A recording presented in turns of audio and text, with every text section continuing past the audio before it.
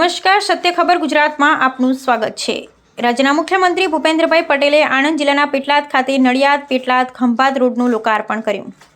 Petlad college ચોકડી સ્થિત નવીન બનેલા રેલવે ઓવરબ્રિજ ₹31 કરોડના ખર્ચે નિર્માણ પામેલ છે, જેને સરદાર વલ્લભભાઈ પટેલ રેલવે ઓવરબ્રિજ નામ અપાયું છે। ઉલ્લેખનીય છે કે નવનિર્મિત સરદાર વલ્લભભાઈ પટેલે રેલવે ઓવરબ્રિજ થવાથી પેટલાદ તાલુકાના પેટલાદ, પાંડગોલ, મહેડાવ, બાંધણી, પોરડા, વિશોલી, વટાવ, રંગાઈપુરા, દાવલપુરા, શાહપુરા, જોગણ, ખડાના, શેખડી, ધર્મજ જેવા ગામોની અંદાજિત 1.22 લાખની જનસંખ્યાને તેનો સીધો ફાયદો થશે। આ અંગે મુખ્યમંત્રી ભૂપેન્દ્રભાઈ પટેલે જણાવ્યું હતું કે પેટલાદ અને ખંભાત તાલુકાના વિસ્તારના પ્રજાજનોને આ બ્રિજના નિર્માણથી ફાટક સહિત વાહન વ્યવહાર કરવો સરળ બનશે તથા સમયની બચત થશે। આ પ્રસંગે પેટલાદ હેલીપેડ ખાતે મુખ્યમંત્રી, આણંદ જિલ્લા પદાધિકારી તથા અધિકારીઓ દ્વારા સ્વાગત કરાયું।